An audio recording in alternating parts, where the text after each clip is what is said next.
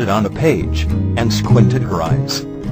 You were crying and rocking back and forth. Why? She asked, looking up to meet my numb gaze. She tilted her head, her inky hair spilling over the paper. Well, you said about what had just happened. She hedged. I could have easily gone with that, but for some reason, it just didn't sit well in my stomach. None of it did. What does one do when they can't lie, and can't bear the thought of telling the truth? I rubbed the back of my neck and opened my mouth, but ended up closing it again. I wasn't sure how to say it exactly. Man up and spit it out, Cullen, she ordered patiently. My eyes narrowed again and I huffed, the back of my neck and ears ablaze as I blurted. When I got off, it hurt like a motherfucker. Her eyes didn't seem to widen or change for what seemed like forever, until she eventually furrowed her brows, and asked. Like a burning sensation? They have antibiotics for that sort of thing. No.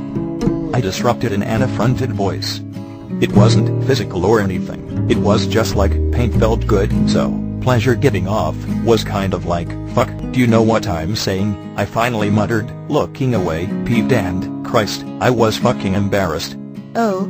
She breathed with a nod, finally comprehending, as she began once again writing. I took the opportunity to begin with my questions. My recollection was over. I want to make love to Bella, I said unabashedly. I'd earned the right to say this, I figured, so I continued despite her surprised expression at hearing me speak again. I want to do it right. I fucked it up last time and I know it'll come up again because we're 18. And we sleep in the same bed, and live in the same house, and have all the right equipment. It'd be really fucking unfair to Bella to just avoid it indefinitely. I paused, and suppressed a sigh as I explained, she's always been a little overeager for that kind of shit. I rolled my eyes and quickly amended, I don't mind waiting. After my brief word vomiting, Carmen observed. Bella craves affection and intimacy. I believe she just has difficulty telling the two apart. So it manifests more strongly in either way. I'd like the opportunity to cover that with her before the two of you start fucking like jackrabbits, she added dryly, but I was biting my tongue. My girl knew the difference between affection and intimacy. I taught her all that shit myself. Instead, I continued listening to Carmen's confidence in Bella's ability to have a physically sexual relationship and controlled myself. It was what I needed to know. With some time and patience, Bella could easily get a go sign for the sexing. I stood when she'd finished and grabbed my jacket, ready to bolt as fast as possible. Has it happened since? She suddenly asked, creasing her forehead, and halting my steps to her door. At my confused expression, she elaborated. The painful orgasms? Wouldn't know, I answered awkwardly, shifting from foot to foot. She met my gaze with a knowing look, and inquired. You haven't had one since? My breath sputtered, and all I could do was shake my head and avoid her eyes. I mean, goddamn. I'd been a little busy over the summer. The last thing that had been on my mind was jacking off or getting laid. She hummed, her lips forming a slanted line on her face, as she concluded. Bella's more ready for sex than you are, Mr. Cullen. You don't even know if your problem still exists. She had to point. I swallowed as I imagined going through that again, and involuntarily shuddered. No fucking way. And then I was kind of appalled that I hadn't even considered it. And then I was just speechless, because sex was suddenly subconsciously off the table for me. It was a deal breaker. I'd be celibate before I'd ever go through that torment again, plain and simple. It felt like I'd just done all this shit for nothing, and on top of that, I now had to shake off any and all advances, without ever making it known that I was sexually dysfunctional. Fuck my life, indeed. You could always give it a go, you know. I can't be certain, but high doses of methamphetamine and that much sleep deprivation is an easy explanation for that. She shrugged. Give it a go. I repeated confusedly. Yeah, you know. Spank the monkey. Stroke the salami. Polish the one-eyed gopher. Do the five-knuckle shuffle. Rub and tug. Pet the snake. I really should have interrupted her so that she'd stop looking at me with the stupid fucking condescending expression. But I couldn't find my voice. This bitch was suggesting that I jack off, and she didn't even know me. She was asking me to risk feeling excruciating pain, and smiling as she came up with more creative variations of the term. It wasn't fucking believable. Clean your rifle, scour the Tower of Power, take a load off. You know, wrestle the dragon. She finally finished with a shrug. Of course, if you don't, I recommend seeing a doctor as soon as possible. And if you don't do that, then I recommend you seriously reconsider being in a relationship in the first place. At this she returned to her notepad, and added, Bella needs someone who's willing to admit when there's a problem, and you need more than I can offer in one session. You should come back. She offered, but then at my expression, sighed, and rested her chin on her palm. She knew I wouldn't do it. I could see it in her piercing stare and her pursed lips. You're a troubled boy who can't admit to something as simple as being scared of jacking off for the sake of this love you supposedly feel. I remained silent and rigid, and really just wanted to leave. She frowned, and looked away. I'm actually a little disappointed. Bella could really benefit from that type of attention from a healthy individual. I think all three of us were hoping you'd be him, but maybe you're not. She decided. Just like that. Just like it was no big deal that she basically admitted to discouraging mine and Bella's relationship. Just like she wasn't basically saying that Bella would be better off with some other motherfucker. I couldn't breathe. Bella held this bitch's opinion so fucking highly, and it wasn't on my side. It was the worst possible outcome for the entire morning, and I was fucking heartbroken and ashamed. But I wasn't good at being heartbroken and ashamed. I was good at being a dickhead. My fists clenched, and my vision turned red as I exploded. Who the fuck do you think you are? And clutched my hand so tightly in my jacket, it shook. She looked up at me, but I was already headed to the door, flinging it open, and searching for Bella in my haste to get the fuck out of there. As I stomped away, holding Bella's little hand in mine, Carmen said she'd see me soon. I never expected that bitch to be right. It was Monday afternoon, only 2 days since the last time I'd come here to Dr. Carmen's office. I really didn't like being in this room. Bella's soft sigh beside me consoled my anxiety a little, but not nearly enough. What the fuck am I doing here? I wondered for the millionth time since this morning. It wasn't that I was some closed-off freak or anything, but fucking hell, this Carmen bitch was crazy. Not like my kind of crazy. Not like any normal kind of crazy. She was the fucking scary kind of crazy because she didn't seem crazy. So, I stormed out. Because this time, it had been my mind and body holding us back, and I wasn't like Bella.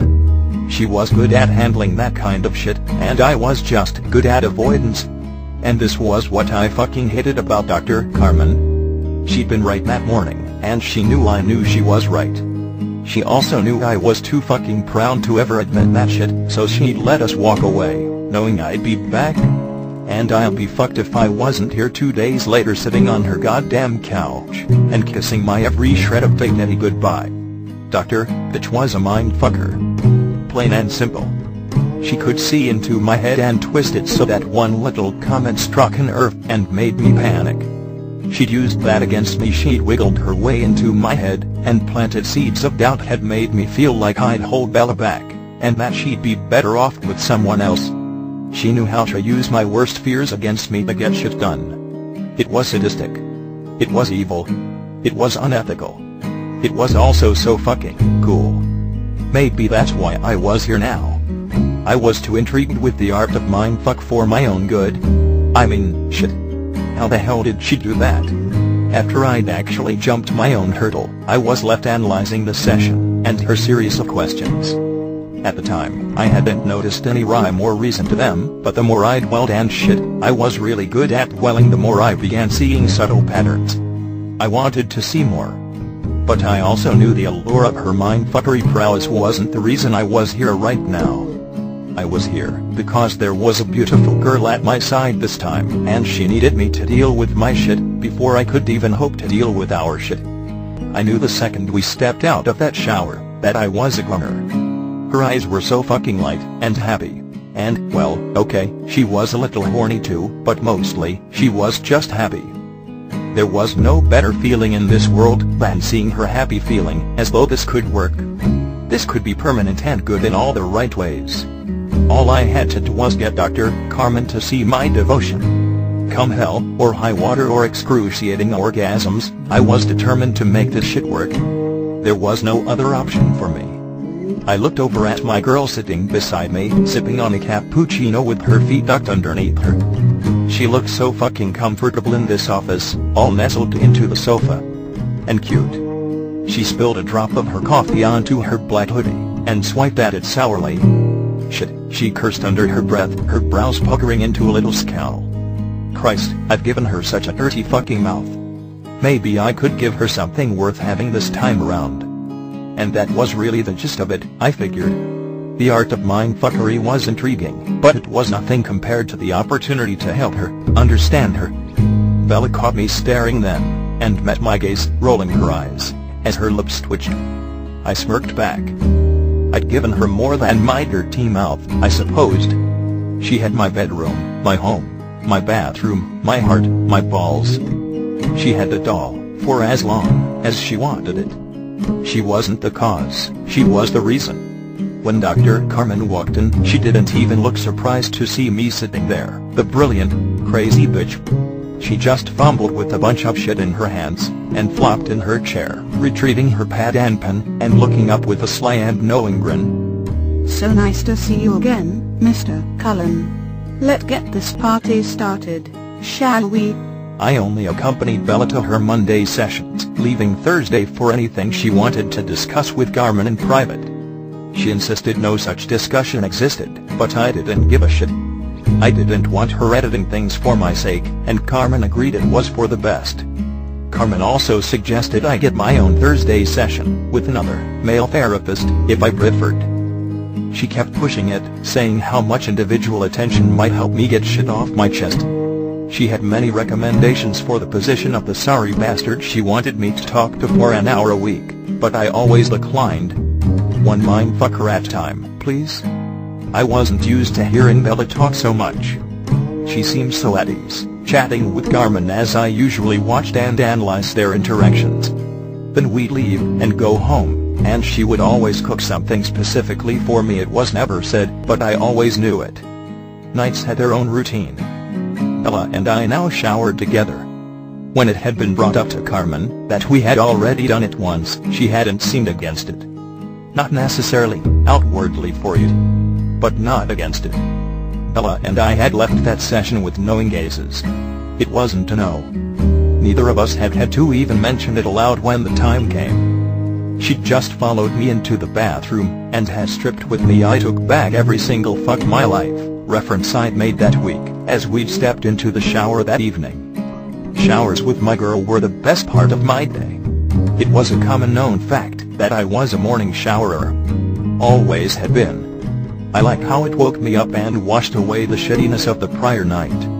But nights were no longer shitty, and mornings were rushed. Rushing naked shower time wasn't fucking acceptable.